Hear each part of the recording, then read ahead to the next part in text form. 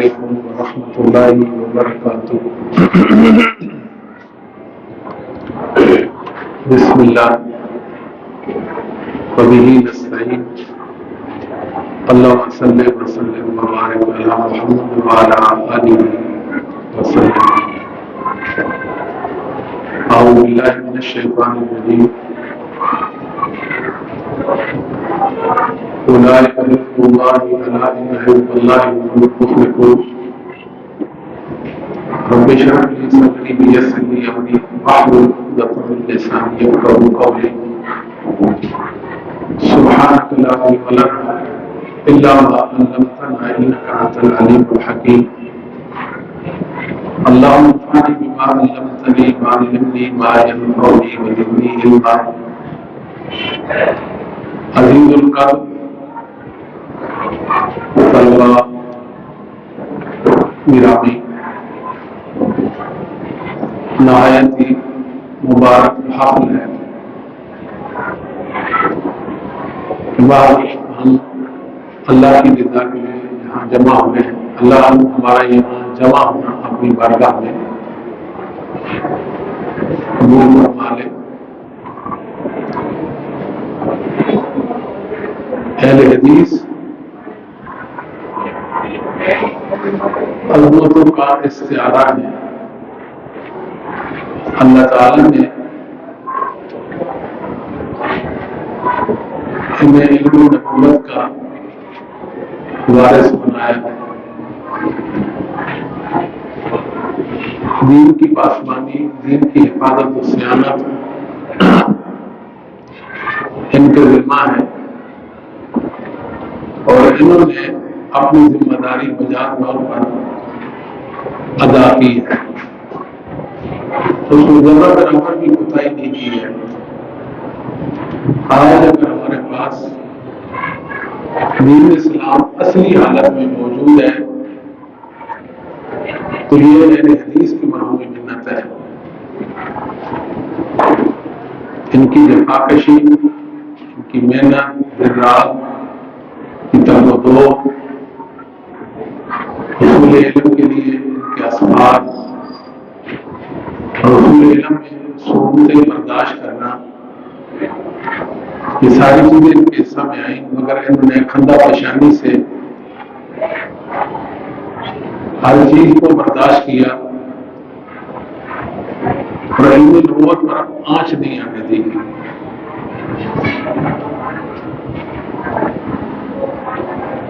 امام مسلم رحمہ اللہ تعالی نے اپنی صحیح کے اندر یحییٰ بن ابی کثیر رحمہ اللہ تعالی کا ایک قول ذکر کیا ہے، قول آئے، اور یہ آپ بھی جانتے ہیں کہ امام مسلم رحمۃ اللہ علیہ کا سند نہیں کہ آپ آثار صحابہ نہیں لاتے اور مکتوبات آثار تابعین بھی نہیں لاتے، خال لاتے خال۔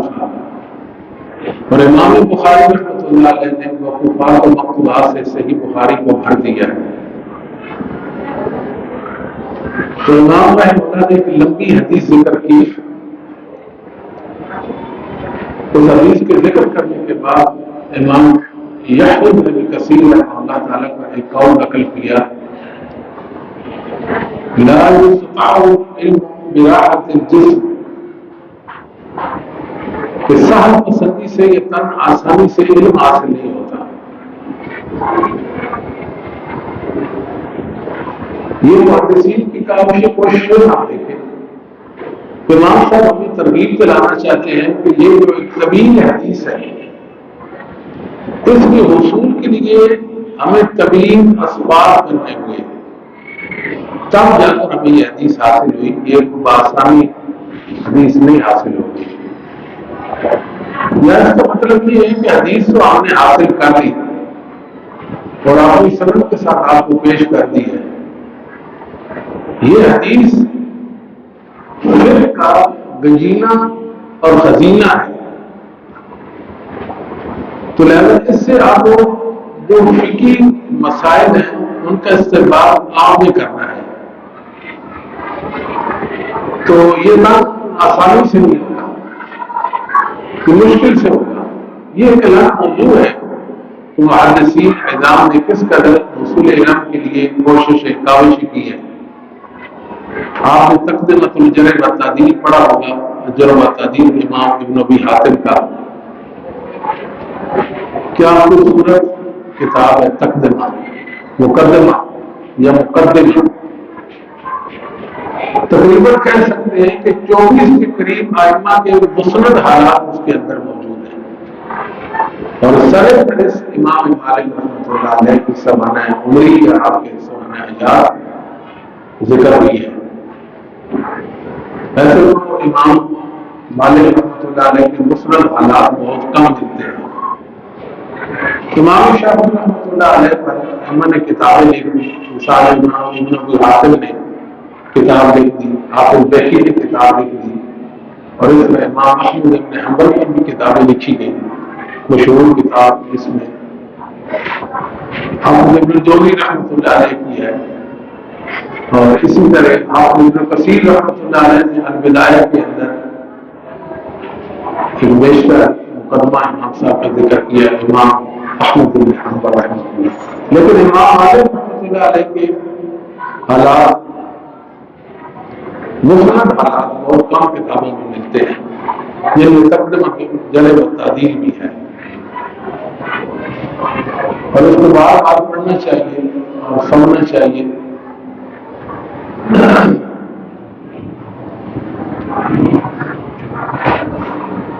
تو ائمہ نے یہ جو کام کیا ہے اصول حدیث کے حوالے سے، میں یہ کیوں بیان کر رہا تھا، اس کا تقدمہ الجرح و تعدیل کا حوالہ خراب عثمانی ہوتا ہے، تو اس کا ذکر کیا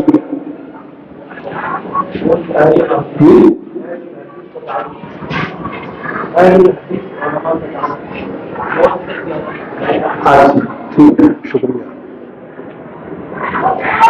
تو وہ کتاب جو ہے وہ پڑھنے کے لائق ہے، 12 ائمہ محدثین کے آپ کو اس میں مختلف حالات مل جائیں گے۔ تو اس کے اندر امام ابو حاتم اور امام ابو زرع، ان دو بڑے اماموں جو ریڈ کے امام تھے، علاقہ ریڈ کے لیے امام تھے، کیا شان والے امام تھے، عقیدے میں بھی امام اور حدیث میں بھی امام تھے۔ یہ ہمارا واقعہ نقل کرتے ہیں کہ ایک دفعہ ہم ایک محدث کے پاس سامع حدیث کے لیے گئے، تو وہ ہلکا درس میں بیٹھے اور وہ مجلس طویل ہوتی چلی گئی۔ ہمارے پاس مچھلی تھی، مچھلی، اور وہ ہم نے اپنی ریشتہ رکھی۔ جب ہم واپس آئے تو وہ گل سڑ چکی تھی، کھانے کی قابل نہیں تھی، مگر وہ مچھلی کھائی۔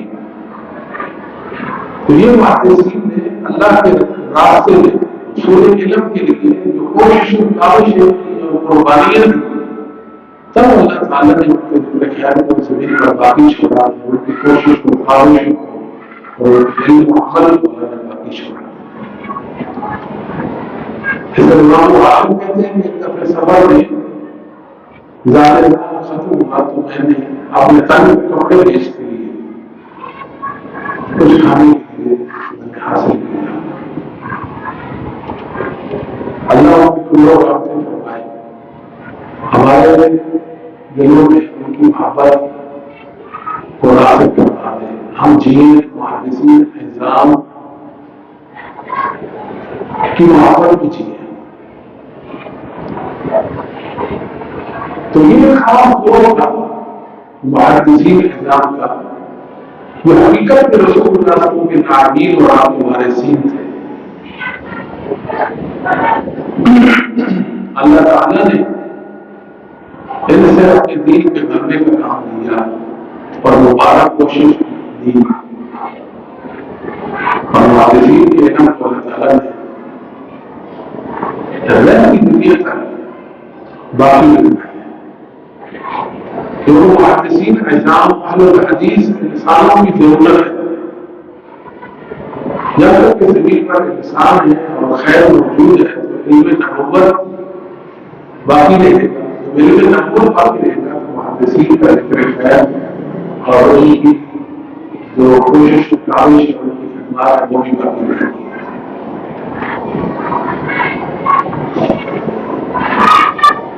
اگر محدثین عظام نہ ہوتے، ائمہ دین نہ ہوتے، ائمہ اہل سنت والجماعت نہ ہوتے، زمین پر دین نہ ہوتا. اللہ تعالیٰ نے اِنَّا نَحْنُ نَزَّلْنَا الذِّكْرَ وَإِنَّا لَهُ لَحَافِظُونَ کہا محدثین عظام کے تو ہے پورا ہو گیا ان کے حوالے سے. ذکر کیا ہے؟ ذکر اس کا نام ہوتا ہے نصیحت، کہ ہم نے ذکر کو نازل کیا. اس آیت میں ثابت ہوا کہ حدیث میں منازل نزل ہے اور جانب اللہ ہے. اس طرح اللہ نے قرآن اتارا ہے، اللہ نے حدیث میں اتاری ہے. تو ذکر جو ہے یہ تذکیر کا حصہ ماستر ہے. اس میں فائل کے معنی میں مذکر، قرآن مذکر ہے اور حدیث بھی مذکر ہے. جس طرح قرآن نصیحت ہے اس طرح حدیث بھی نصیحت ہے. اس طرح قرآن اللہ پر ایمان لانا اور دیگر جو شرائع اسلام ان کو بیان کرتا ہے، تیسے بھی حدیث شرائع اسلام کو بیان کرتی ہے. اور حدیث ہی کہتی ہے کہ قرآن پر ایمان لایا جائے. حدیث ہی کہتی ہے کہ قرآن سے اختلاف نہ کیا جائے. یہ حدیث نے بتایا. اگر حدیث نہ ہوتی تو قرآن کو بے شمار یہ حق و حساب اعتراض وارد کرتے. حدیث نے روک دیا کہ قرآن کا اعتراض وارد نہیں کرتے. تو اللہ رب العالمین نے اس زمین پر ایک خاص گروہ جو اللہ تعالیٰ کے چیدہ اور چنیدہ بندے تھے ان کو حفاظت دین کے لیے منتخب بنایا. محدثین عظام سے کئی عظمتیں ان کے پاس تھی اور ایک بڑی عظمت یہ تھی کہ ان کے پاس سند کا علم تھا. سند دین کی بنیاد اور اساس ہے. پورا ایک سند پر قائم ہے. اگر سند نہ ہوتی تو شاید دین کی بات نہ ہوتا. سند دین کی بقا کا اور دین کی حفاظت کا باعث ہے. اور یہ جو امت کی خصوصیت ہے، سند اس دین کی خصوصیت ہے کہ رسول اللہ صلی اللہ علیہ وسلم کے فرمودات جو ہے ہم باسند آپ تک پیش کر سکتے ہیں. تیسے ہی صحابہ کے جو آثار ہیں ان کی سندیں بھی ہمارے پاس ہیں. تابعین کے جو آثار ہیں ان کی سندیں بھی ہمارے پاس ہیں. پورا دین جو ہے، پورا دین جو صحابہ تابعین تبع تابعین ائمہ دین سے منقول ہوگا وہ باسند ہوگا. تو سب سے پہلے تو اس معاملے کی اہمیت کو سمجھنا چاہیے کہ دین ایسے ہی باقی نہیں ہے بلکہ دین کی بقا کے کچھ اسباب ہیں. ایک اہم اسباب جو ہے وہ سند ہے.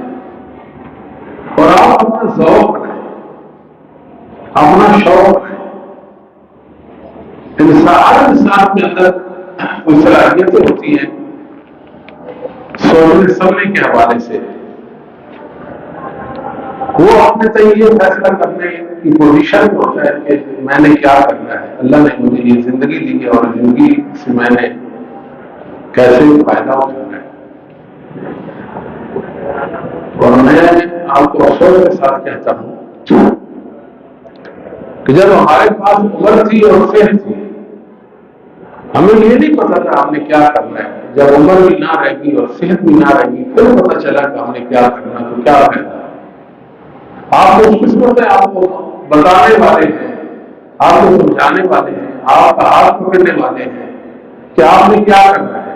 آپ ایک میدان کا انتخاب کریں تو میں نے اس میدان میں کام کرنا ہے. اور اس میدان میں آپ اترے اور حق ادا کر دیں.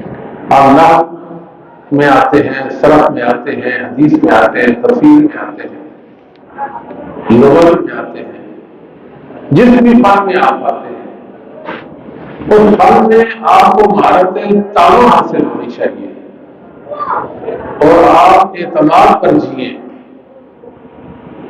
جب آپ سے اس حوالے سے بات ہو تو آپ پورے اطمینان کے ساتھ اس بات کا جواب دیں یا اس کے متعلق بات کرنے کی پوزیشن میں ہو. تو لہذا یہ جو سند کا علم ہے یہ انتہائی صعب ہے، مشکل. کم لوگ اس فیلڈ میں اترتے ہیں اور بہت کم لوگ اس میدان میں آتے ہیں. وجہ یہ ہے کہ اس میں انتہائی محنت درکار ہے اور نہایت یہ مشکل ہے. اس کے مقابلے میں باقی جو علوم فنون ہیں وہ تو نہایت ہی آسان ہے، جبکہ ہم کو بہت مشکل سمجھتے ہیں تو وہ تو بہت مشکل ہے. جبکہ سند، حدیث، علم حدیث، روایات اور تحقیق حدیث یہ ساری چیزیں نہایت مشکل ہیں. میں تو کہتا ہوں کہ یہ تو ہے ہمارے دور کی ہم بات کرتے ہیں تو کوئی بندہ صرف وہ اس میں پڑ جائے گا، آپ سکون انکا ہو جائے گا، آپ ہر وقت اس فیلڈ میں رہیں گے تو یہ بہت مشکل کام ہے. اگر آپ نے فیصلہ کر لیا ہے کہ ہم نے حدیث کے میدان میں اترنا ہے اور حدیث کی خدمت کرنی ہے، اور یاد رکھیں کہ حدیث کا علم مضمون علم ہے.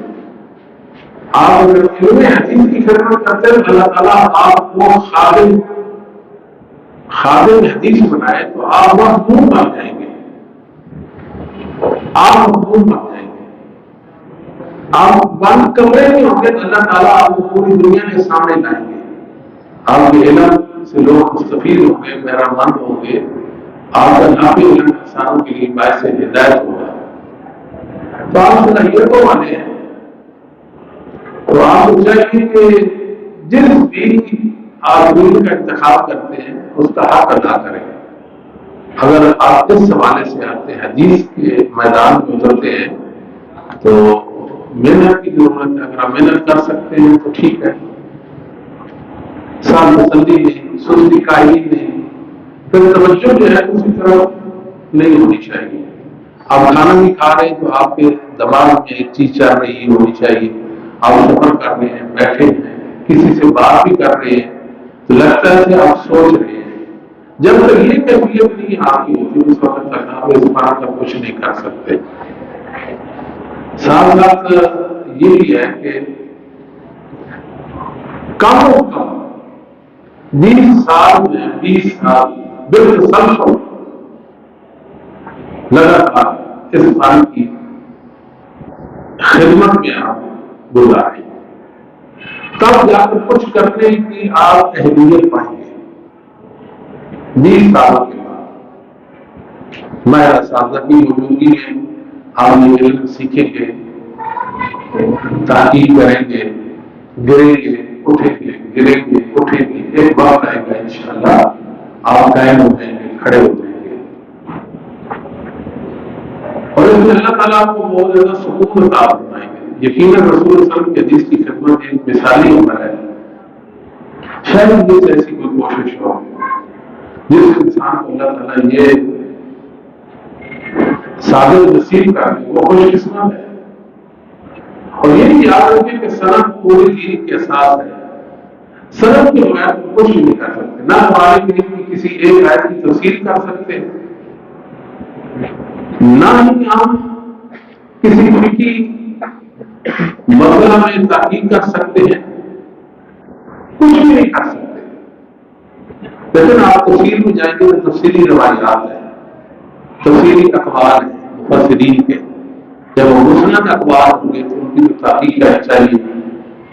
تو جب تک آپ تحقیق سے تحقیق کے ماہر نہیں ہوں گے اس وقت تک شاید آپ کو تفسیر قرآن کریم کی کسی آیت میں پیش کر سکے. بہت مشکل ہے. تحریر تاریخ ہے.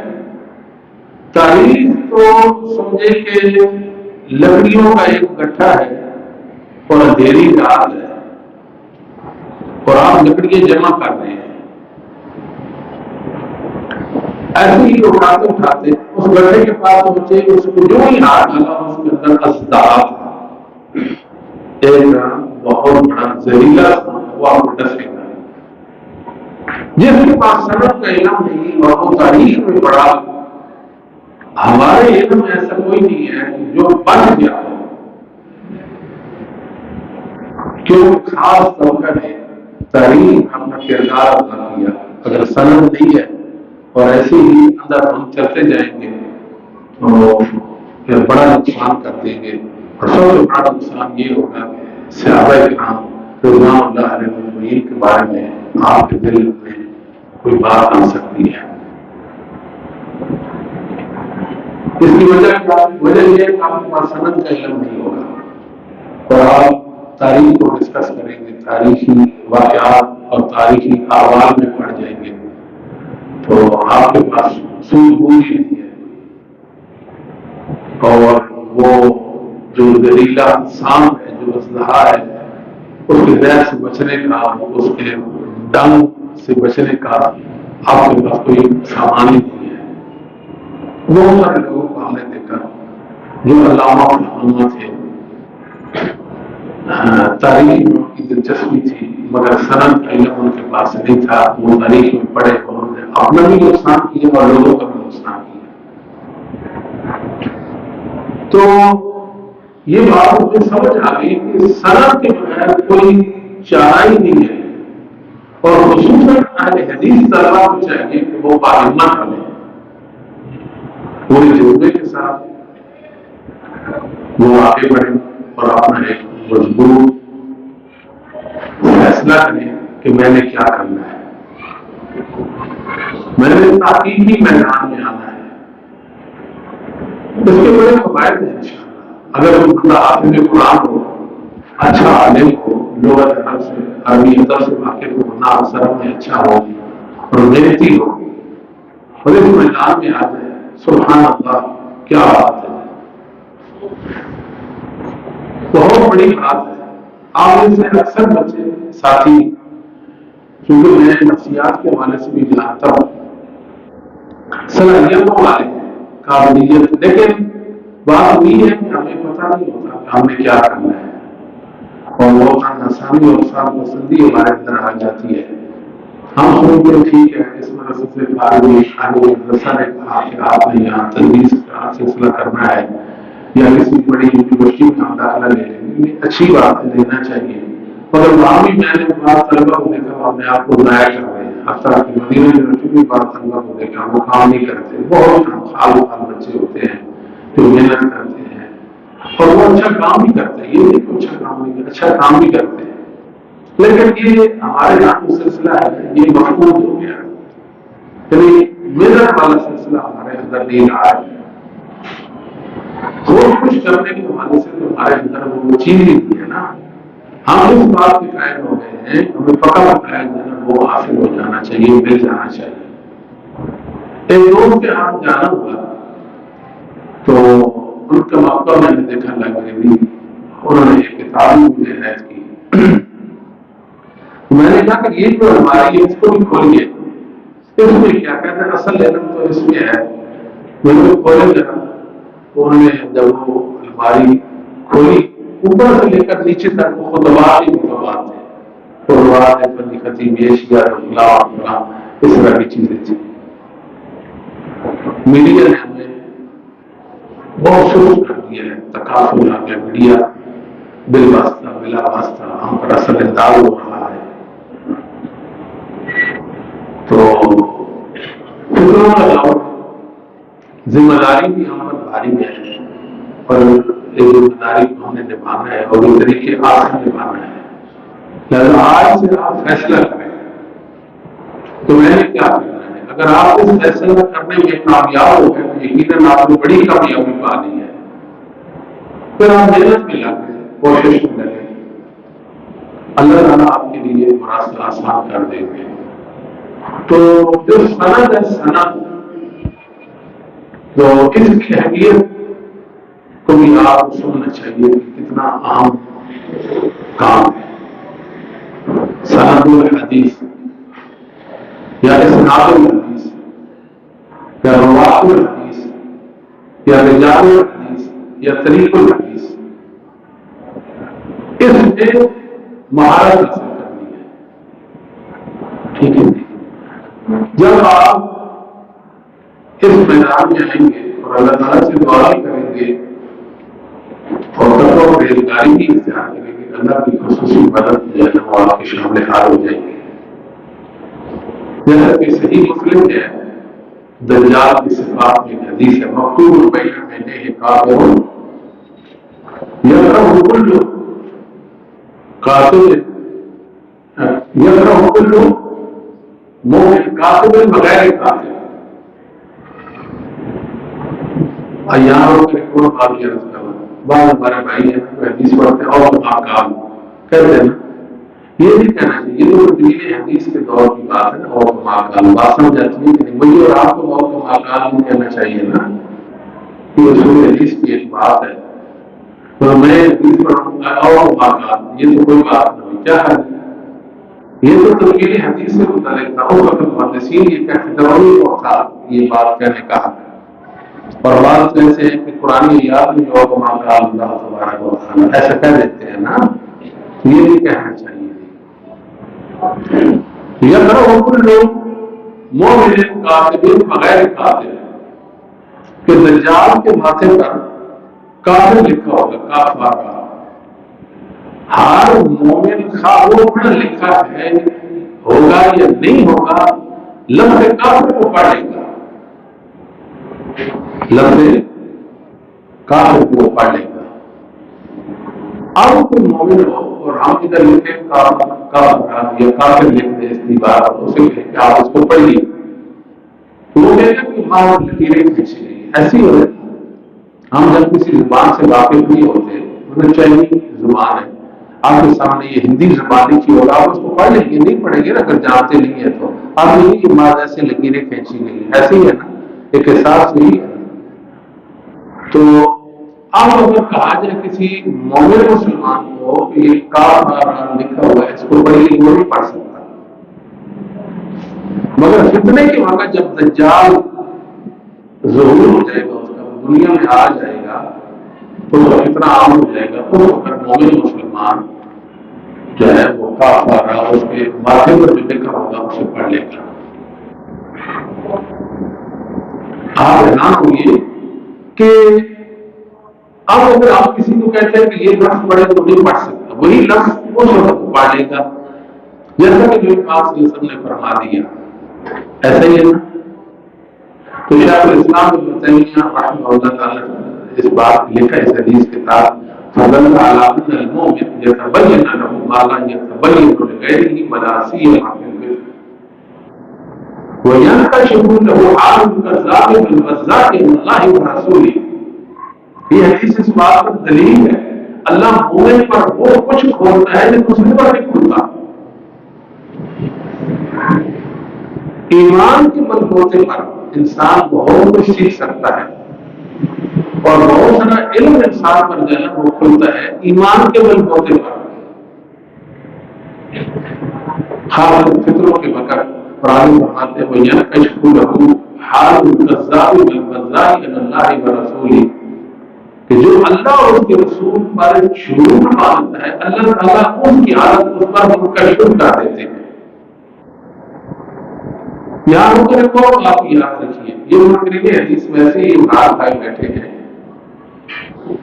دنیا میں ایک نظام سسٹ کرتے دین کا اس کو سمجھنے کی کوشش کریں کہ کچھ جھوٹا ہو جو رسول اللہ صلی اللہ علیہ وسلم پر جھوٹ مانگتا تھا، یا اب کوئی ایسا جھوٹا ہے جو جسے گھڑتا ہو اور اس کے متعلق اللہ تعالیٰ نے مومنوں کو مطلع نہ کیا ہو، اس کی کوئی نظیر مثال نہیں ہے. کوئی آئے بتائے کہ یہ وہ جھوٹا ہے جو جسے تو بڑھتا تھا، حدیث بڑھا کرتا تھا، رسول اللہ پر دانستہ جھوٹ بولتا تھا، لیکن مسلمانوں کو حقیقت کا علم نہیں تھا، اسے جان نہیں سکے، اس کو پہچان نہیں سکے. اس کی کوئی نظیر دنیا میں نہیں ہے.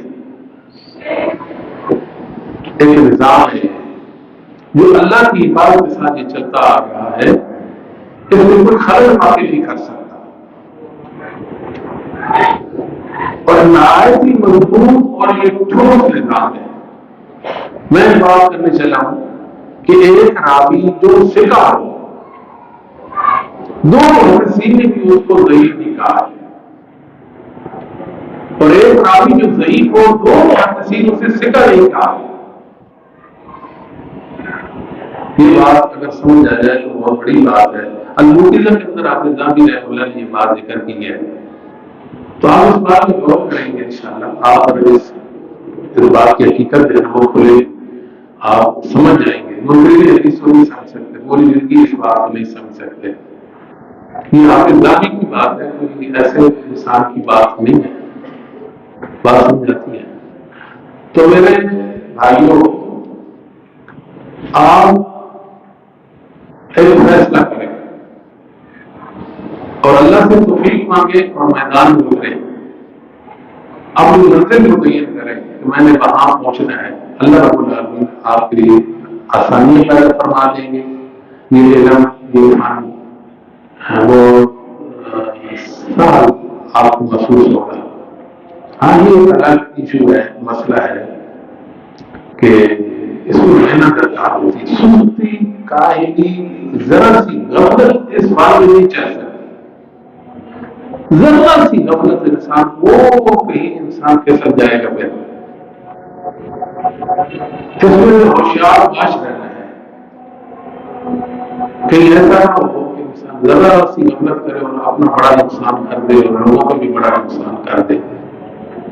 نہایت ہی احتیاط کے ساتھ، نہایت ہی احتیاط کے ساتھ. اور یہ بڑا خوبصورت فن ہے. فن حدیث جو ہے، اصول حدیث، علم حدیث بہت خوبصورت ہے. آپ اندازہ لگائیں ذرا کہ کسی انسان کو روایت حدیث میں متن میں بال برابر واہ ہو گیا. کتنا بال؟ عربی زبان میں بال کو کیا کہتے ہیں؟ شاہ کہتے ہیں. شاہ شعور، بالکل باریک بال برابر بھی اس کو واہ ہو گیا. تو کیا اللہ رب العالمین نے کچھ ایسے لوگ نہیں پیدا کیے کہ جنہوں نے امت کے سامنے بتایا کہ اس سکہ کی یہ غلطی اور یہاں اس نے بام کھایا ہے، اور اس نے بام کھایا اور اللہ نے یہاں پر اس کے بام کو واضح کیا کہ اس کی کوئی نظیر مثال ہے دنیا میں؟ بام برابر اس کو غلطی لاگی. لازم اللہ تعالیٰ نے دلائل چھوڑ دی ہے اس زمین پر، اس کو غلطی لگی. یہ وہ دلائل ہے جس پر آپ فیصلہ کر سکتے ہیں کہ اس کو ذرہ برابر معمولی اس کے سے خطر کا جو ہے نا سرگرد ہو گئی ہے. باقی انسانوں کے بارے میں تو کیسے علم ہے. ہاں جی، اس کو اختلاف ہو گیا تھا، کتنے عرصہ اس کو اختلاف ہوا، اس نے اختلاف حدیث بیان کی نہیں کی، فلاں سے قبل اختلاف، بعد اختلاف ہے یا اختلاف عبادت، دونوں حالتوں میں ایسے حدیث ہے. کیا سلسلے ہیں عجیب و غریب قسم کے جو انسان دیکھتا ہے اور بندہ حیرت میں پڑ جاتا ہے کہ کیسا یہ فن ہے اور کتنے عظیم لوگوں کے ہاتھوں سے یہ آیا ہے. اور اللہ رب العالمین نے اس امت کو اس فن کے ذریعے سے شرف بخشا. لہذا آپ ہی مشرف ہو جائیں اس فن میں آ کر. تو اس فن کی دو بنیادی کتابیں جو ہیں وہ اچھی کتابیں ہیں اصول حدیث کی. سب سے پہلے المحدث الفاصل، المحدث الفاصل بین الراوی والواعی. یہ وہ محمد بن خلاد رحمہ اللہ کی ہے کہ 360 ہجری میں فوت ہوتے ہیں. کتاب کا نام ہے المحدث الفاصل بین الراوی والواعی. حافظ ذہبی رحمۃ اللہ علیہ نے سیر اعلام النبلاء میں یہ بات ذکر کی ہے ابن خلاد کے ترجمہ میں. یہ اصول حدیث کی بے مثال کتاب ہے، اس جیسی کوئی کتاب نہیں ہے. اور دوسری کتاب معرفت علوم الحدیث، یہ امام حاکم کی ہے۔ شیخ الاسلام ابن تیمیہ نے مجموع الفتاوی کے اندر یہ بات ذکر کی ہے، یہ بے مثال کتاب ہے، ٹھیک ہے۔ محدثین نے کلام اٹھایا اور ایک نقطہ کے حوالے سے لکھا، لیکن خطیب کی جو کتابیں، بعض خطیب بغدادی کی جو کتابیں ہیں ان کو پڑھنے میں تھوڑی احتیاط چاہیے، کیونکہ بعض معتزلہ کے اصول بھی انہوں نے ان میں ذکر کر دیے ہیں۔ کہیں ایسا نہ ہو کہ معتزلی اصول کو آپ اہل سنت کا اصول سمجھ لیں تو آپ غلطی کھائیں گے۔ بھائی خطیب نے جو ذکر کر دیا تو شاید یہاں معتزلہ کے اصول کیا لینے آئے ہیں، حالانکہ وہاں موجود ہیں، اس میں تھوڑی سی احتیاط کرنی چاہیے۔ تو لہذا یہ تو ہے مستقل دو کتابیں اصول حدیث پر، ان کے علاوہ بھی مقدمہ صحیح مسلم ہے، آپ وہ پڑھیے۔ امام ابن حبان رحمۃ اللہ کا ثقات اور مجروحین کا جو مقدمہ ہے، دونوں مقدمے وہ پڑھیں۔ امام ترمذی رحمۃ اللہ علیہ کی جو علل صغیر ہے، جو آپ کی سنن کے آخر میں مندرج ہے، وہ بھی آپ پڑھیے۔ اور بہت سارا سلسلہ پھیلا ہوا سلسلہ ہے، مستقل کتابیں بھی ہیں، محدثین نے بھی لکھی ہیں، بعض عالموں نے بھی لکھی ہیں، لیکن یہ بات یاد رکھنی ہے کہ اصول حدیث کے اندر بعض باتیں ایسی ایڈ کر دی گئی ہیں، ٹھیک ہے، جو میری اور آپ کی پریشانی کا باعث بن سکتی ہے اگر ہمیں سوجھ بوجھ نہیں ہے تو۔ مثال پر شواہد کے اپنے اصول ہیں، ٹھیک ہے جی، مالکیوں کے اپنے اصول ہیں، حنبلیوں کے اپنے اصول ہیں، اور احناف کے اپنے اصول ہیں، ہر ایک نے اپنے اپنے اصول بنائے، ان کو علماء نے، تو ہم جج کیسے کر سکیں گے کہ یہ شواہد کا اصول ہے یا ائمہ محدثین کا اصول ہے؟ اس بات کو بھی اچھی طرح سمجھنا چاہیے، کہیں ایسا نہ ہو کہ ہم شواہد کے اصول کو اہل سنت کا اصول سمجھ لیں۔ تو اصولیوں نے بھی کوئی اس میں ایسا ڈالا ہے، حالانکہ ان کو حق تو نہیں تھا، ٹھیک ہے، انہوں نے بھی اس پر لکھا، اور محدثین کے اصولوں کے مقابلے میں انہوں نے اصول حدیث متعارف کروایا۔ عام دین کو آپ دیکھیں گے، دیگر جو اصولی ہیں ان کو آپ دیکھیں گے، حالانکہ ان کو حق ہی نہیں تھا۔ یہ اصول تو محدثین کے تھے اور محدثین کا ہی کام تھا، تو اصولیوں کو کیا لگا کہ وہ اصول حدیث جو ہیں بیان کرتے تھے، ٹھیک ہے، اگر محدثین کہتے ہیں کہ ہمارے نزدیک مرسل حجت نہیں ہے، ٹھیک ہے، اور وہ کہیں گے کہ ہمارے نزدیک مرسل کل مسند ہوتی ہے، وہ اس طرح کی باتیں دنیا میں ہوتی رہتی ہیں نا، لوگوں نے مداخلت کی ہے، یعنی لوگ اہل حدیث نہیں تھے، محدثین کے مسلک پر نہیں تھے، مگر اصول حدیث میں وہ کچھ لکھتے رہ گئے، یہ کام کرتے رہ گئے، تو غلطی بھی یہاں لگ گئی ہے، لہذا اس میں تھوڑی سی احتیاط چاہیے۔ تو رہا مسئلہ سند کا، اگر آپ کے پاس سند کا علم ہے تو انشاءاللہ آپ امتیازی حیثیت کے ہیں، اللہ کے فضل و کرم سے۔ امام محمد بن سیرین رحمۃ اللہ علیہ 110 ہجری میں آپ کی وفات ہے، اور یہ تقریباً الجرح و تعدیل میں آپ کا قول ہے،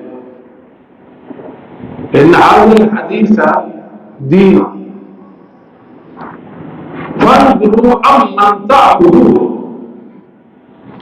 کہ حدیث دین ہے۔ اب دیکھیں 110 ہجری کے محدث امام ہیں محمد بن سیرین، کیا فرماتے ہیں کہ حدیث دین ہے۔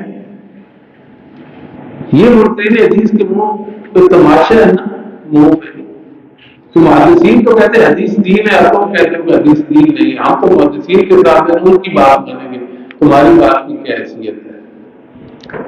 فرماتے ہیں کہ یہ دیکھیے کہ آپ حدیث کیسے حاصل کر رہے ہیں، کہیں کسی بیوتی تو نہیں کر رہے، کسی اصولی سے سمجھ میں نہیں آئی بات ہے جی، جو مسلک محدثین سے ہٹا ہوا اور اپنے اصول وضع کر دیے، اور وہ حدیث کی جانچ پڑتال اپنے انداز میں کرتے ہیں، کہیں ایسا نہ ہو کہ آپ ایسوں کے پاس جائیں اور کہیں کہ مجھے حدیث سکھا دیں، تو اسے آپ نقصان کریں گے۔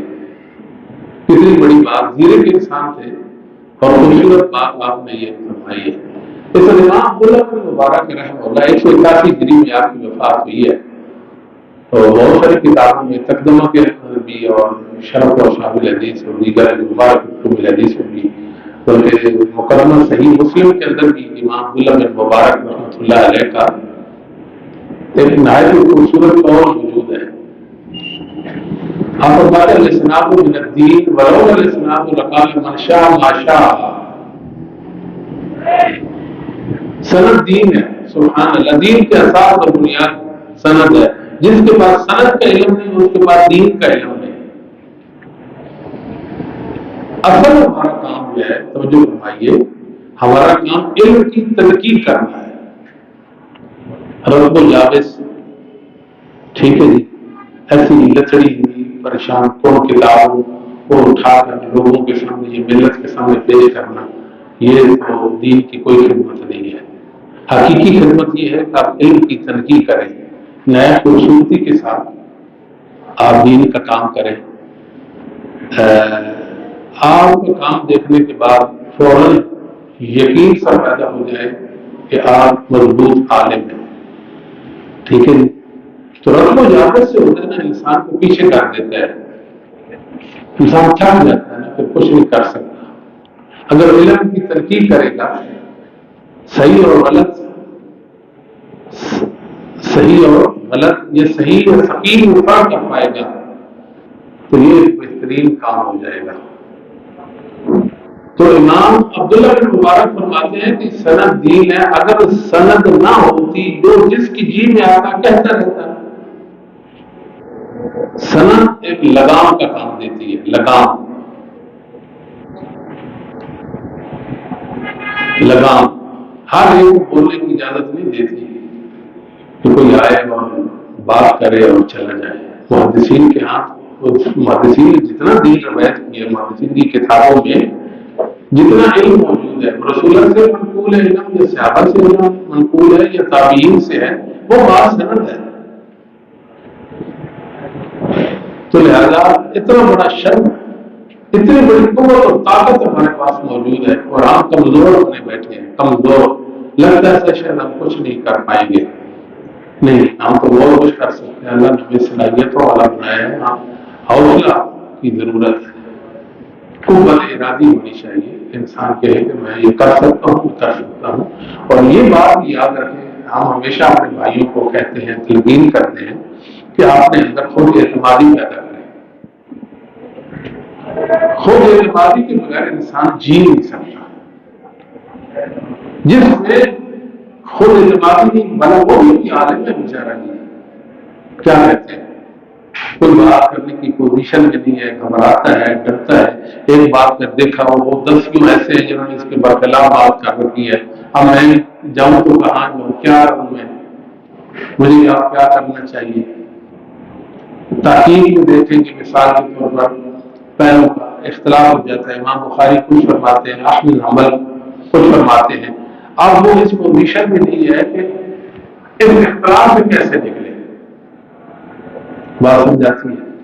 لیکن انسان کے اندر یہ صلاحیت ہونی چاہیے کہ ائمہ کے اختلاف سے نکلے، وہ اس کے پاس ایسا کوئی راستہ ہو جو نکل جائے، اور وہ بتائے کہ میں نے ان کی بات کو راجع، ان کی بات کو جو مرجوع قرار دیا ان بنا پہ کیا ہے، اور آپ کی بات کو سنا جائے، آپ کی بات کو سنا جائے۔ تو لہذا یہ ضروری ہے کہ سند کی حیثیت کو سمجھے۔ امام یزید بن زرع رحمہ اللہ، آپ کی وفات امام عبداللہ بن مبارک سے 1 سال بعد 182 ہجری میں ہوئی۔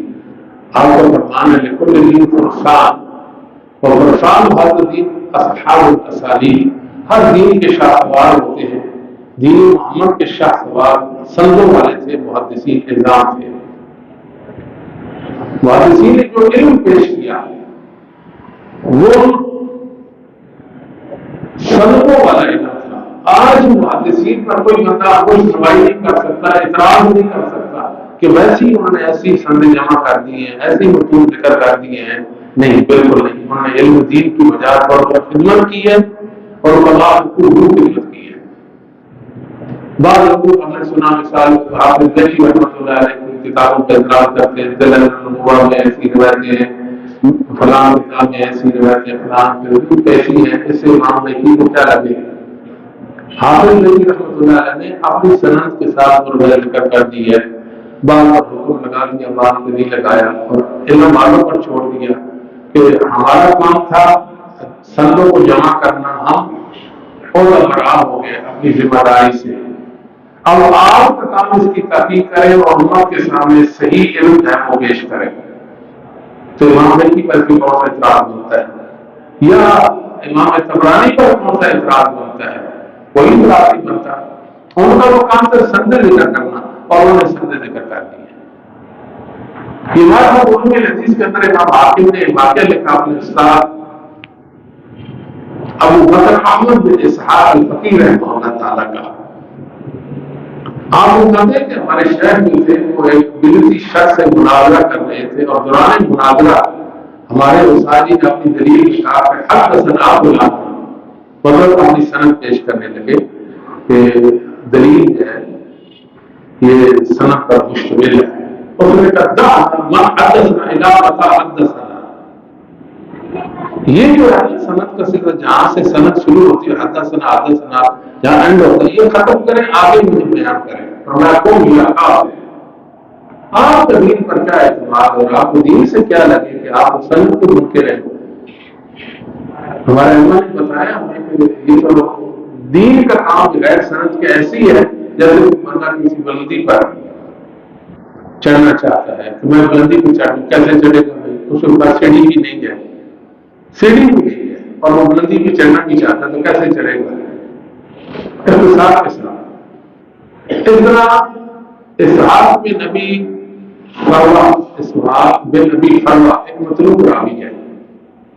امام الجوہری رحمۃ اللہ علیہ کو کچھ روایتیں بیان کر رہا تھا اور سند ہی نہیں پڑھتا تھا. امام صاحب فرماتے تھے تو مجھے بلا اسناد حدیثیں سناتا ہے بغیر سند کے. کہا اللہ آپ کو ہلاک کو برباد کر دے، کیسا علم اور کیسا آپ کا دین ہے. اس لیے ائمہ نے سند کو حجہ کا نام بھی دیا. حجہ یہ حجت ہے، دلیل دین کے اساس بنیاد ہے، یہ سند ہے. لہذا اپنا ذوق اپنا شوق سند کے حوالے سے آپ بڑھائیں. آپ کو 20 اسانید یاد ہونی چاہیے. روات حدیث سینکڑوں ہزاروں کو آپ جانتے ہوں، مدلسین سارے کے سارے آپ ان سے واقف ہو، مختلفین سے آپ واقف ہو. ٹھیک ہے، آپ کا ایک خانہ ہے، آپ کا ایک میدان ہے، آپ کے سامنے کوئی حدیث آتی ہے تو اس کا بیشتر ایسا تو کم از کم اس کو آپ جانتے ہو نا، 80% 85%. باقی کچھ کمی رہ بھی جاتی ہے، وہ تحقیق کے ساتھ دور کی جا سکتی ہے. تو ان چیزوں کو مد نظر رکھیں.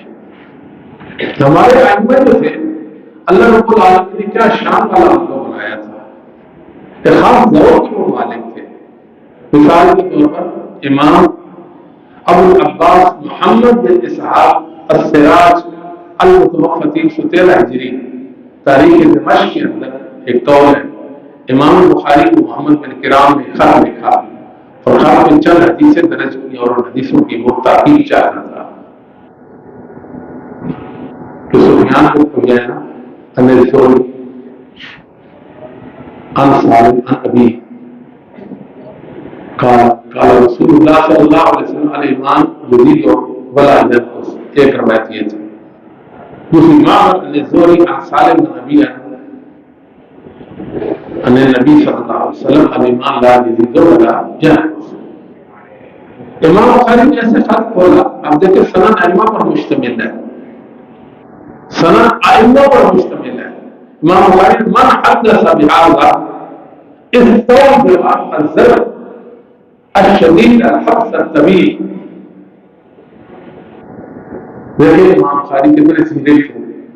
محدثین کے سامنے رسول اللہ پر جھوٹ کیسے مان سکتا، محدثین کے سامنے وہ حدیث میں غلطی کیسے کر سکتا تھا؟ ممکن نہیں تھا انسانوں کے لیے. محدثین بعد کی خان ہوتا ہے، وہ صلاحیت والے لوگ تھے، اللہ نے ان کو اس خانے کے لیے چنا تھا اور وہ اعتبار والے لوگ گئے کہ امام بخاری رحمۃ اللہ علیہ دیکھتے ہیں ایسے سند علم پر مشتمل، فرمایا یہ تو سب جھوٹی روایتیں ہیں، من غلط وزی ہے۔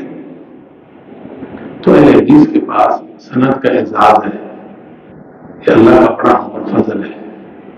لیکن مجھے جو بات زیادہ پریشان کرتی ہے، شاید میں نے ادھر آپ کے بھی بچے درس میں بیان کی تھی کہ بعض لوگ جو غیر حدیث ہیں، اہل حدیث نہیں ہے، توجہ فرمائیے، مجھے بات سمجھ آئی ہے، اللہ والا آپ بھی میری معاملت کریں گے کہ میں یہ بات درست سمجھا ہوں یا نہیں، کہ جو اہل حدیث نہیں ہے اس کو حدیث پر حکم لگانے کا، حدیث کی صحت کے حوالے سے یا حدیث کے حکم کے حوالے سے بات کرنے کا اختیار نہیں ہونا چاہیے، اور جو ایک حدیث نہیں اس کو حدیث کا کوئی معنی مطلب بیان کرنے کا بھی اختیار نہیں ہونا چاہیے۔ یہ حق اس کا محدثین کے ساتھ جڑا ہوا ہے، محدثین کے پاکیزہ علم پر جو بھروسہ کرتا ہے، اعتماد کرتا ہے اور محدثین کے علم کو اوڑھنا بچھونا سمجھتا ہے، یہ اس کا کام ہے۔ جو اپنے آپ کو محدثین سے بے نیاز سمجھتے ہیں اور محدثین پر توڑتے لگاتے ہیں اور ان کی ہستیوں کو مطعون کرتے ہیں، اور وہ کس نے آگ دیا کہ محدثین کے اصولوں کے مقابلے میں اپنے اصول بدل کریں اور کہیں کہ یہ حدیث کی تحقیق ہمارے اصول کے مطابق ایسے ہے، فلاں اصول کے مطابق ایسے ہے، یہ تو خلوار ہے علم حدیث کے ساتھ۔ بات سمجھے کہ نہیں؟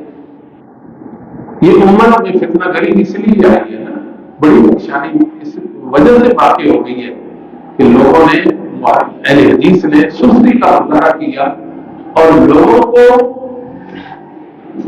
یہ حق دے دیا، ہم یہ آپ کی تحقیق کریں حدیث کی، حدیث بتائیں یہ صحیح ہے یا ضعیف ہے، آپ کی تحقیق میں کیسے ہے، نہیں یہ سوال کرنا ہی، یہ حق دینا ہی ہمارے مطابق درست نہیں ہے۔ ہاں بھی آپ مسئلہ حدیث کے اندر آ جائیں، محدثین کے علم پر آپ بھروسہ کریں، ان کے عمل کو اپنا عمل اور دلیل بنائیں تو ٹھیک ہے، پھر آپ کے پاس وہ مطلب صحیح علم آ جائے گا، آپ کو بات کرنے کی پوزیشن میں ہوں گے۔ ایک اور بات یہ کروں کہ ہمارے پاس ساتھی یہ سمجھتے ہیں مثال کے بظاہر ایک سند ہے، سند راوی سارے سے کہیں توڑ موڑ کر چلے، یہ راوی حسن حدیث مان گیا، عقل اس کی حالت یہ ہوئی، اچھا سند متصل بھی ہے اور اس میں کوئی ایسی علت قاعدہ موجود نہیں ہے تو ہم چار سے اس کو کہہ دیتے ہیں کہ یہ سند حسن یہ صحیح ہے، یہ نہیں کہنا چاہیے۔ یہ نہایت مشکل کام ہے، یہ بڈھی بڈھے کا کھیل تو نہیں ہے کہ کوئی بندہ ایسی آئے اور کہے کہ اس کی سند صحیح اور نہیں ہے، میرے بھائیوں نہیں، یہ تو محدثین کی امانت آپ کے پاس آئے نا، تو کہیں ایسا نہ ہو کہ ہم امانت میں خیانت کریں۔ آپ ایک علم میں وصول حاصل کریں، اس میدان میں وصول حاصل کریں اور اس کو ہمیشہ میں جائیں کہ میں یہ بات کرنے کا مجاز ہوں، تب وہ بات کریں اور آپ کی بات کی قدردانی بھی ہوگی اور آپ کی علم کی بھی قدردانی ہوگی۔ یہ نہیں ہے کہ آپ اگر ایسی بات کرنے کے اہل نہیں ہیں اور آپ اتنی بڑی بات کرتے ہیں تو اپنے آپ کو مزاق بنائیں گے، لوگ پھر آپ کی طرف انگلیاں اٹھائیں گے، ضروری یہ کیا بات ہوئی، یہ اس طرح کی باتیں کرتے ہیں۔ تو ہمارے مطابق یہ ہے کہ احتیاط کی ضرورت ہے، باقی ہمارا جتنا دین ہمارے پاس ہے الحمدللہ وہی دین ہے جو محدثین کے پاس ہے۔ دنیا آئی، دنیا میں تیز تند ہوائیں چلی، چکر چلے رسول اللہ صلی اللہ علیہ وسلم کی حدیثوں کو ختم کرنے کے لیے، مٹانے کے لیے، میں تو یہ کہتا ہوں سبحان اللہ و بحمدہ سبحان اللہ العظیم۔ علم حدیث، علم رجال اور علم حدیث کا علم، یہ تین علوم دنیا میں لوگ ختم نہیں کر سکے اور صورت حدیث ختم کرنے کی بات کرتے ہیں، دنیا کی سب سے بڑی ناکامی ہے۔ آئے نا علم حدیث ختم کر دیں اس دنیا سے، علم رجال کو ختم کریں، علم حدیث کے علم کو ختم کرے گا۔ یہ تین علوم دنیا میں جب تک ہیں رسول اللہ کی حدیث کو کوئی مسئلہ نہیں ہے، سب سے گہرے ہیں۔ یہ کیسے لوگ ہیں کہ دنیا میں یہ تین علوم بھی موجود ہیں، باقی ہیں اور حدیث ختم کرنے کی کوشش میں ہے، یہ نامراد کوشش ہے۔ تو الحمدللہ ہمارے پاس سندیں ہیں، اللہ تعالیٰ نے بہت بار بنایا، ہم جرأت اور بہادری والے ہیں۔ آپ کبھی اپنے دل میں نہ خیال کریں کہ شاید ہم کو کمزور ہوں، نہیں، ایسا نہیں ہے، اللہ تعالیٰ نے ہمیں کبھی بنایا ہے، بس آپ ہمت کریں اور محنت کریں، انشاءاللہ آپ اس پہلے اللہ دین کا بڑا کام کرائیں گے، بڑا کام آپ کر پائیں گے دین کا انشاءاللہ۔ آپ کو اپنے کام پر اطمینان ہو جائے گا کہ میرے اللہ نے جو مجھ سے کام لیا وہ بہترین کام ہے۔ جب ہم دوسرے لوگوں کو دیکھتے ہیں، مسالے کو دیکھتے ہیں، پاکستان میں تو دیگر مسالے نہیں ہے، ایک بڑا طبقہ مسلک جو ہے وہ حنفی ہے۔ آپ انار کی کتابیں دیکھیں، ٹھیک ہے، تو آپ جو فقہاء نے کتابیں لکھی ہیں وہ کتابیں دیکھیں گے تو دنگ رہ جائیں گے، پھر آپ کے ساتھ ہوگا کہ ہاں اللہ نے ہم پر اپنا فضل کر رکھا ہے کہ نہیں کر رکھا۔ اہل حدیث کی عظمت کا احساس اس وقت آپ کو ہوگا۔ حضرت جی ابو یوسف صاحب کے بیٹے اپنے باپ ابو یوسف سے بیان کرتے ہیں، آج تک ابو یوسف رحمہ اللہ کا جو بیٹا ہے اس کو کوئی نہیں جان سکا وہ کون ہے، آج تک، ٹھیک ہے، وہ امام حنیفہ سے، وہ حماد سے، ٹھیک ہے، وہ آگے یہ سندے ہیں، یہ بھی سندے محدثین کا اتفاق نہیں کرتے تھے، وہاں محدثین کی سندوں میں تو اللہ نے خوشبو کی، خوشبو۔ کئی بار ایسے ہوتا ہے، ہم دیکھتے ہیں کہ ایک سند ہوتی ہے، اس سند میں بڑا ایک روح واشر ہوتی ہے، تو ہم سوچتے ہیں کہ یہ تو بخاری مسلم کی سند ہونی چاہیے، جو ہم دیکھتے ہیں تحقیق کرتے ہیں تو بخاری مسلم کی سند ہوتی ہے۔ اللہ تعالیٰ نے محدثین کو جو علم دیا تھا وہ پاکیزہ علم تھا، وہ سند کے ذریعے سے اللہ نے اس علم کو محفوظ رکھنا ہے، ٹھیک ہے، وہ کمزور نہیں ہے سلسلہ، اس بات یاد رکھیں۔ آگے چلیں، سلسلہ ہی ختم کر دیا سند کا۔ کالا علیہ السلام، کیا کالا علیہ السلام، کالا علیہ السلام کون ہے جی؟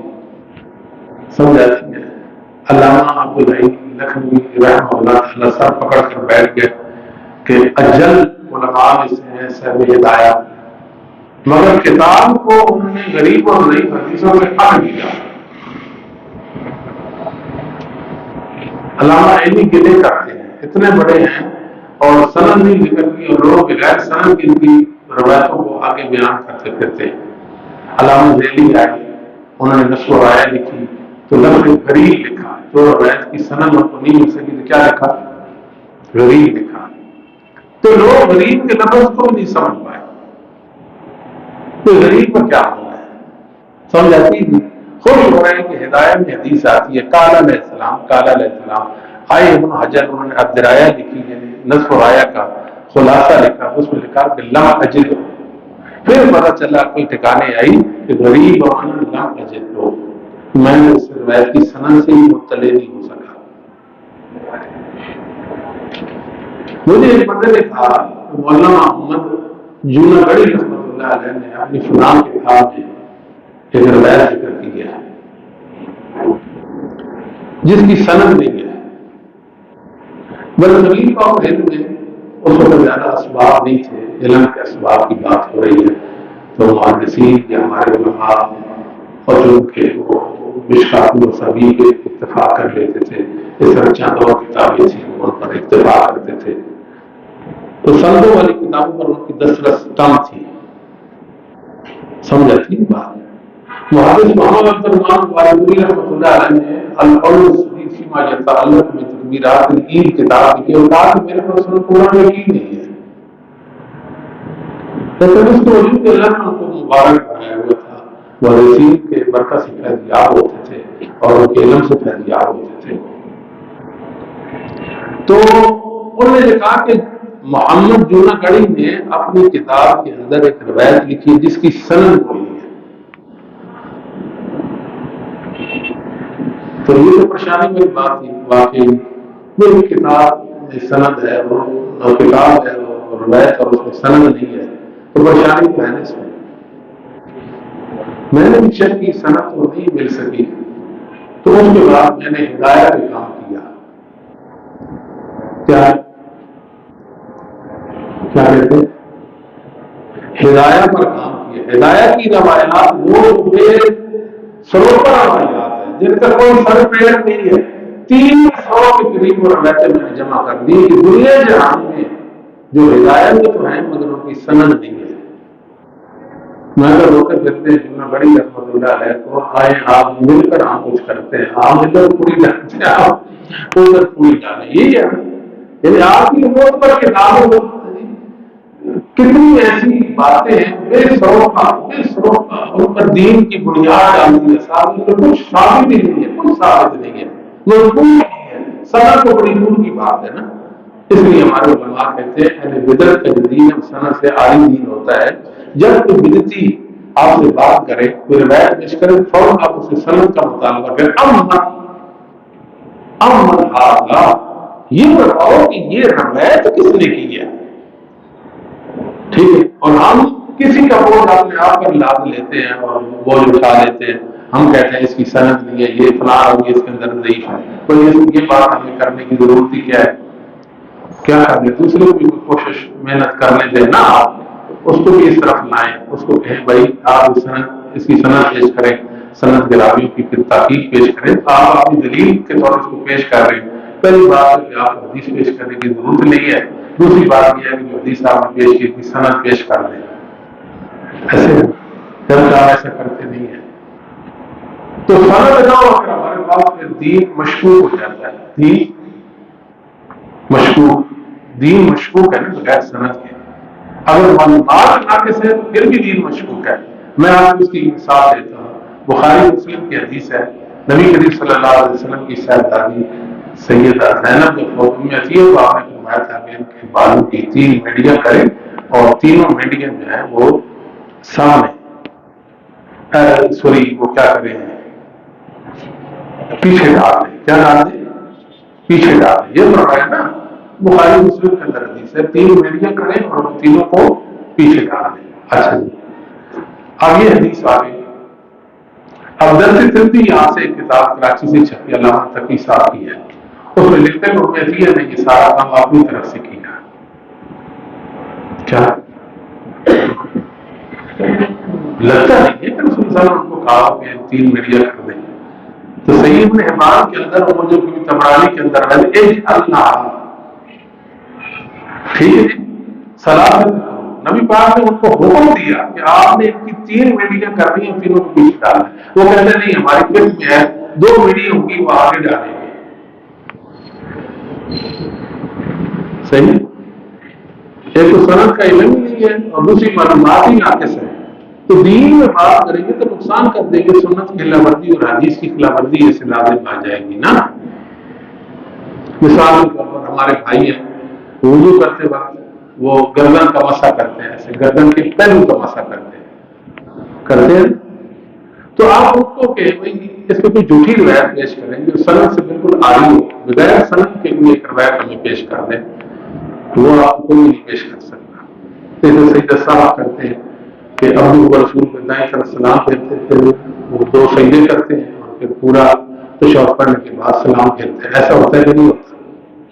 کوئی جھوٹی روایت بھی نہیں ہے ہمارے علم میں آ سکی، جھوٹی ہوتی ہے وزی روایت کوئی، وہ بھی نہیں ہے۔ اس طرح بہت سارے دین کے احکام ہیں جو بغیر سند کے اور بغیر دلیل کے، ایک طرح سند نہیں ہے، صرف سے دلیل ہی نہیں ہے، تو یہ انسانوں کے اندر جرم و جسارت اور باقی اس وجہ سے آگئی کہ محدثین سے کٹے اور سند کو کوئی اہمیت نہیں دی، سند سے اپنے آپ کو جب بے نیاز کر دیا پھر اس طرح کی چیزیں زہر آنا شروع ہو گئی اور بگاڑ اور خرابیاں آنا شروع ہو گئی۔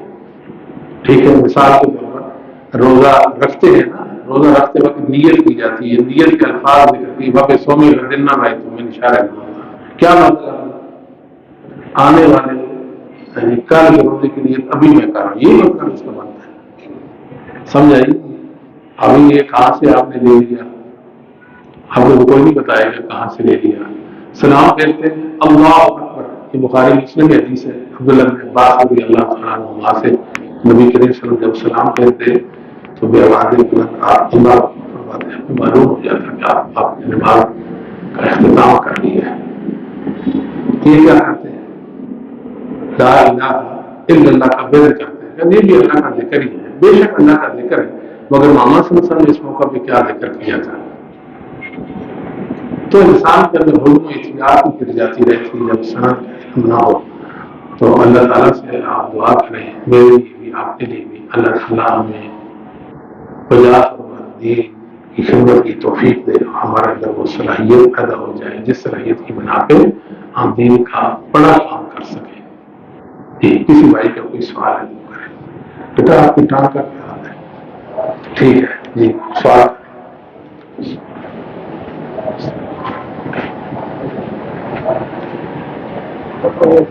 ہاں جی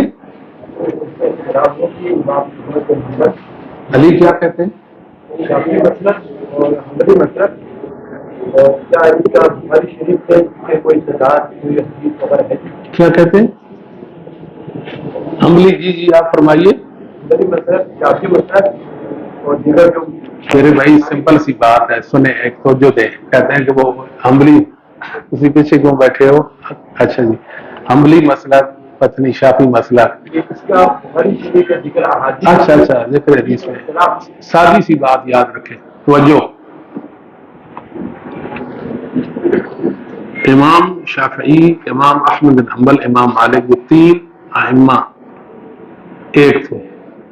کیا تھے آپ فرمائیں؟ تینوں ایک تھے. کہیں کہیں اجتہاد میں فرق آ گیا. امام صاحب نے مطلب اجتہاد، جس طرح صحابہ کے اجتہادات میں فرق آ جاتا تھا ویسے ان ائمہ کے اجتہاد میں بھی فرق آ جاتا تھا. یہ ایک عقیدے پر تھے، ایک علم پر تھے، ایک عمل پر تھے. ان کا مشن ایک تھا. ٹھیک ہے جی، انہوں نے اس مشن پہ بجات پہ کام کیا. یہ تاریخ بغداد کے اندر امام شافعی رحمہ اللہ کا قول ہے. کہتے ہیں خرجت من بغداد ما خلفت بها افقه ولا اجهد ولا اورع ولا اعلم من احمد بن حنبل. آپ نے پیچھے احمد بن حنبل سے بڑھ کر زور والا، تقوی والا، ورع والا، علم والا، فقہ والا میں نے انسان نہیں چھوڑا. ایک دوسرے کی وہ تعریف کرتے ہیں. کیا ہمارے ائمہ ایک دوسرے کی کیا کرتے ہیں؟ تعریف کرتے ہیں. یہ کہیں کہ یہ جو ائمہ تھے بات کرتے تھے، ایک دل سے بات نکلی، ایک زبان میں اللہ نے جاری کر دی. یہ کہہ رہے ہیں دوسرے لفظوں میں. بعد میں مسالک بن گئے، کوئی حنبلی آ گئے، کوئی شافعی آ گئے، کوئی مالکی آ گئے، حنبلی وہ دوسرے حنفی آ گئے. یہ سب گمراہیاں چلالتے ہیں، وہ حنبلیوں کی ہوں، وہ شافعی کی ہوں، وہ حنفیوں کی ہوں، وہ جس کے بھی ہیں. بھائی ایک محدثین کا مسلک ہے نا، اس سے آپ ایزار ہو کر اسے کٹے علیحدگی اختیار کر لی. واعتصموا بحبل اللہ جمیعا ولا تفرقوا. حبل اللہ سے مراد جماعت ہے نا، جماعت المسلمین ہے، مسلمانوں کا گروہ، مسلمانوں کی جماعت، ائمہ کی جماعت ہے. یہ قرآن مراد ہے، یہ شریعت اور دین مراد ہے. یہی مطلب ہے نا اس کا. کیا کہتے ہیں؟ اللہ تعالیٰ فرماتے ہیں اسے جدائی مت اختیار کرو، یعنی مسلک محدثین سے جدا مت ہو. جماعت المسلمین اس کا معنی، اگر حبل اللہ کا معنی جماعت المسلمین ہے، ان محدثین کا گروہ، ان کی جماعت، تو ان سے جدائی سے تو اللہ نے روک دیا. ٹھیک ہے، یہ لوگ جب جدا ہو گئے تو تکلیف جیسی مضمون اور کبھی چیز ان کے اندر نہ آئی. یہ بیچارے پہ ٹھوکرے کھاتے رہ گئے، حدیثوں کا رد کیا، حدیثوں کا استقبال کیا، بہت سارے اس طرح کے جرائم کا ان سے ثبوت ہوا. صحیح. تو ائمہ کے بارے میں ہم نے آپ کو کلیئر کریں. آپ ائمہ ایک تھے، ان کے ساتھ محبت ایمان ہے، ان سے محبت. جس کی ایمان احمد بن حنبل کی محبت نہیں، ہم اس کو مسلمان نہیں سمجھ سکتے. ٹھیک ہے جی، یہ بات ٹھیک ہے. جس کی ایمان میں امام شافعی رحمہ اللہ کی محبت نہیں، وہ ایمان ہمارے نظر میں معتبر ایمان نہیں ہے. تحریر امام مالک دیگر ائمہ حدیث کا معاملہ ہے. یہ فرق کریں اور اس کے بعد والے جو گمراہ ہیں، ٹھیک ہے، ان کو بھی سمجھنے کی کوشش کریں. اور بعد میں جو شباب آ گئے، حنابلہ آ گئے اور یہ موالک آ گئے، انہوں نے بڑا گند کھولا، ٹھیک ہے، اتنی گمراہی اور ضلالت عقیدت اور اسماء و صفات میں ان کے پاس کسی بھی بات میں سر پکڑ کے بیٹھ جائیں گے. اتنا بڑا فقیہ، اتنا بڑا عالم، فنی بندہ ہوگا، لیکن عقیدے میں وہ ہیچ ہوگا، گندا ہوگا. لہذا ہمارا دل ہی اٹھ گیا جی. سچی بات یہ ہے، ایک آدمی بڑا دعویٰ کرتا ہے جی کہ میں نے قرآن کی تفسیر لکھ دی ہے، میں نے فقہ کی کتاب لکھ دی ہے، شرح حدیث لکھ دی. شرح بیچاروں نے کیا کرنی ہے؟ شرح تو ہوتا ہے کہ مؤلف کے مقصود کو کھول کر بیان کرنا. یہ محدثین کا راج کرتے رہ گئے سارے، بہت کم رحم میں تھے، باقی اکثر ان کے وہ تھے کہ جو غلط کار ثابت ہوئے. اچھا، کہتے ہیں محرمات رشتوں سے جنا کرنے کی سزا کیا ہے؟ اس پر امت کا اجماع نقل کر دیا ابن قیم رحمۃ اللہ علیہ نے. اگر حرمت اور رشتوں سے جنا کرنے تو سزا قتل ہے. کوئی روایتی ضعیف ہے، وہ بہرحال نہیں، جو وہ ضعیف ہے، ثابت نہیں.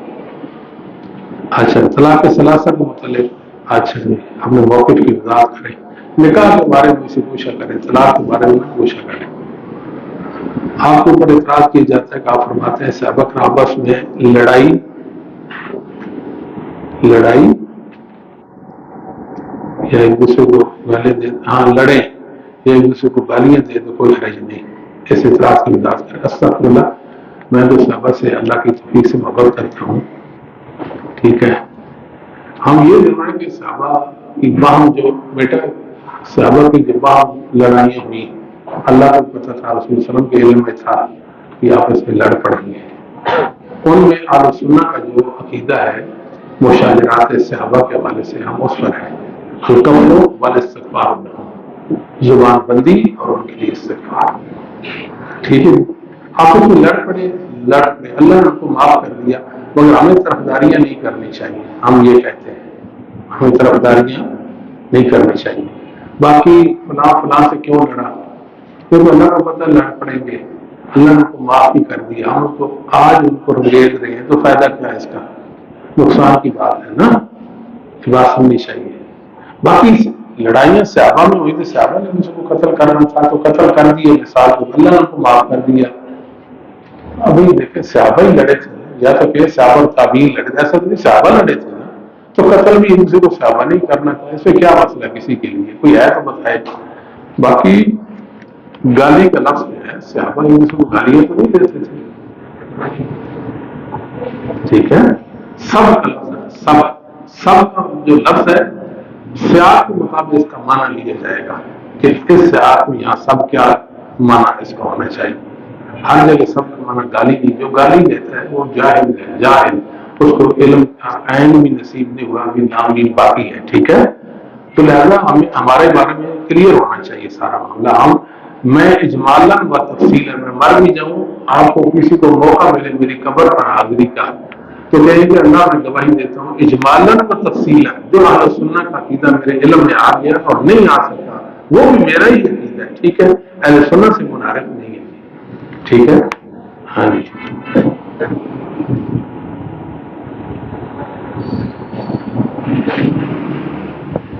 یہ کیا لکھا؟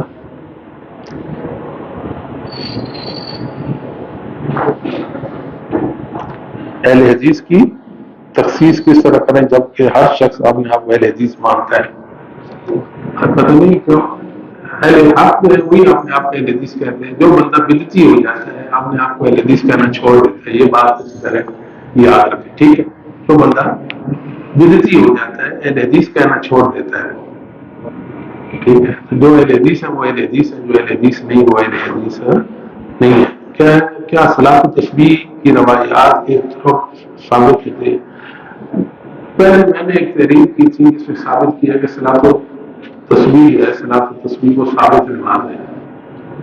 بعد میں تحقیق کی کہ یہ ثابت نہیں ہے. الحمدللہ تو شرح صدر نہیں ہوا، اللہ کی توفیق سے ایک صحیح اور درست بات جو ہے نا وہ ہم نے کہے.